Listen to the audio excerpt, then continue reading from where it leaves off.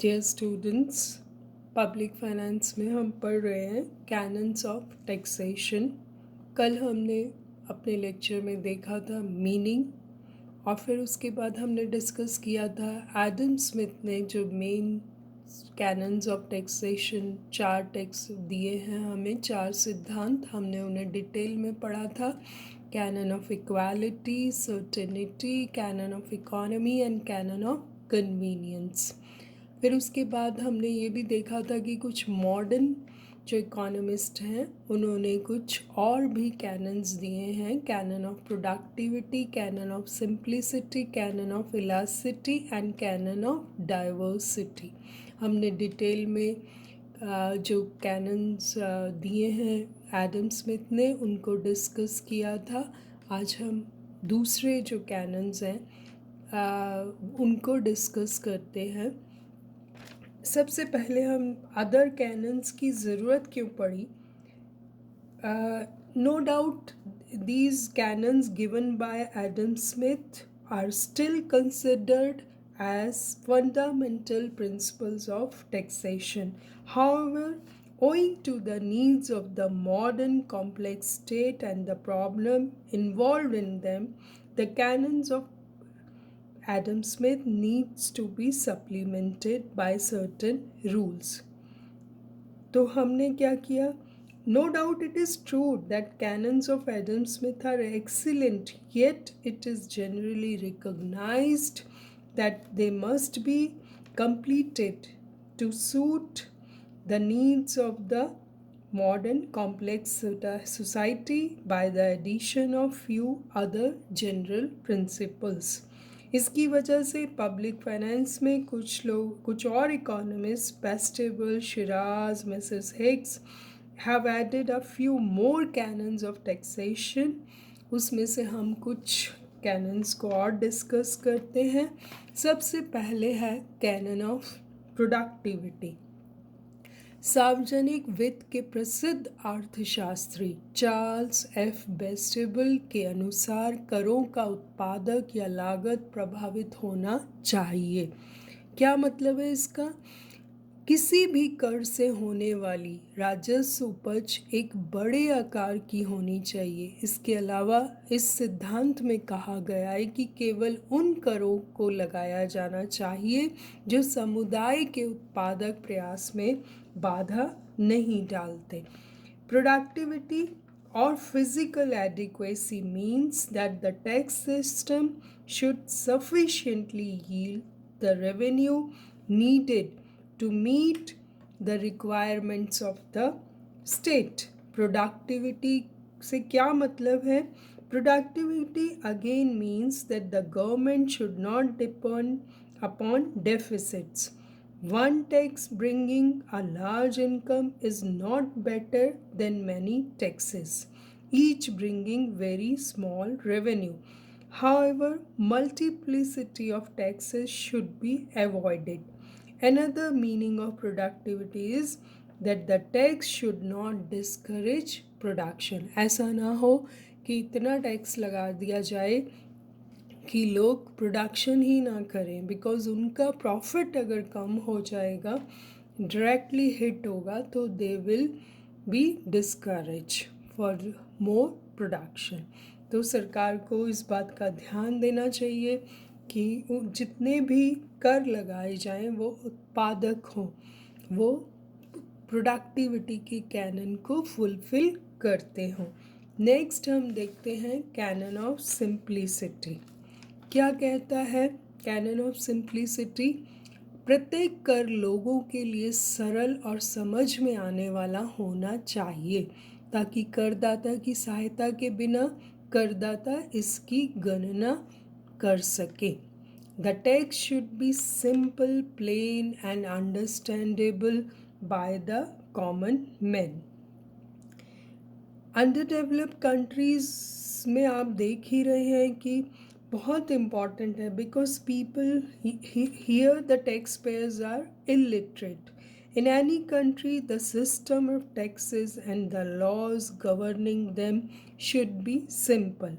A complex tax system may even promote an honest taxpayer to indulge in involuntary tax evasion. ऐसा ना हो कि इतना complex system हो कि लोग डिस्करेज हों और वो इसको टैक्सेस को भरे ही ना, उसको दे ना पाए सरकार को।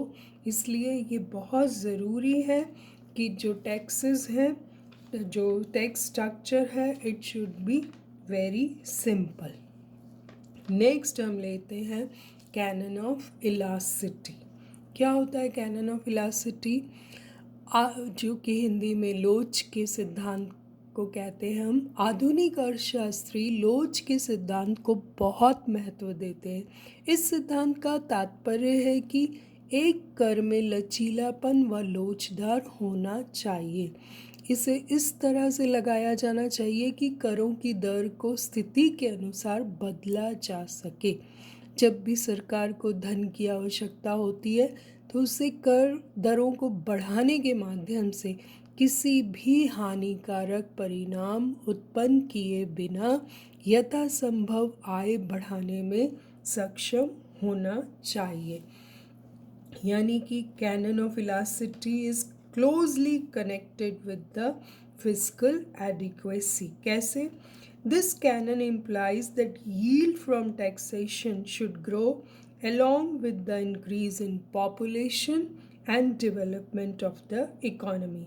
When the state is in the need of large revenues in some emergency situation, it should be possible to raise them by pushing up the rate of the tax.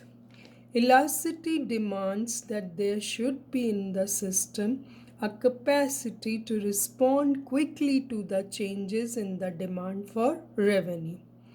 जैसा कि इंडिया में आप देख सकते हैं कि इनकम टैक्स इज इलास्टिक। हर साल जब बजट आता है तो हम कई बार रेट्स बढ़ाए जाते हैं और कई बार घटाए जाते हैं। बाय रेजिंग द रेट और imposing surcharge the government is able to collect more revenue. जब उसको छूट देनी होती है तो सरकार इन दरों को कम कर देती है। तो बेस्ट सिस्टम वही होता है टैक्स स्ट्रक्चर का जो कैनन ऑफ इलास्टिसिटी को फुलफिल करे, ताकि ज़रूरत के अनुसार डेवलपमेंट हो या पॉपुलेशन के हिसाब से हम उसे टैक्सेस को बढ़ा सकें या घटा सकें।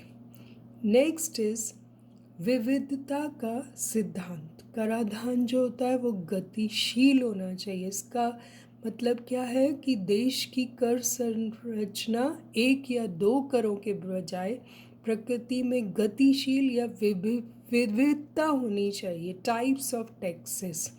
एक कर के ढांचे में विविधता लाने से आबादी के अधिकांश क्षेत्रों की भागीदारी होगी। अगर आप एक टैक्स लगा देंगे तो उससे वो पूरी पॉपुलेशन पे शायद लागू नहीं हो। तो there should be a variety of taxes properly coordinated so as to form a united and consistent system. The tax system should be broad based. ऐसा होना चाहिए कि जो हर व्यक्ति को कवर कर सके। This canon requires that the tax system should not rely on a few taxes. There should be large number and variety of taxes so that it can touch all the sections of the people in the society. तभी तो revenue collect होगा जब वो all sections of society को cover करेगा। तो अगर हम कंक्लूज़न में देखें, हमने चार जो कैनन्स थे वो एडम स्मिथ के डिटेल में पढ़े और दूसरे चार जो विभिन्न इकोनॉमिस्ट के द्वारा बाद में दिए गए। तो कराधान के ये सिद्धांत एक अच्छी कर नीति की आवश्यक अंग माने जाते हैं। दुर्भाग्य से वास्तविक दुनिया में ऐसी आदर्श कर प्रणाली शायद ही कभी देखी जाती है, लेकिन एक कर प्राधिकरण को कराधान के उपरोक्त सिद्धांत को लगातार बनाए रखना चाहिए ताकि एक आदर्श कर संरचना का निर्माण किया जाए। The taxation The canons of taxation have a sound philosophy behind them और इसलिए ये सब लागू होने चाहिए। It has deep impact on the economic policy of the government. However, in general, the tax structure is considered as a part of economic organization of a society and therefore fit in its overall economic policy. तो आपने देखा हमने 2 lectures में इस topic को complete किया है। आप इसे अच्छे से याद करें और फिर हम नेक्स्ट टॉपिक डिस्कस करेंगे। Thank you so much.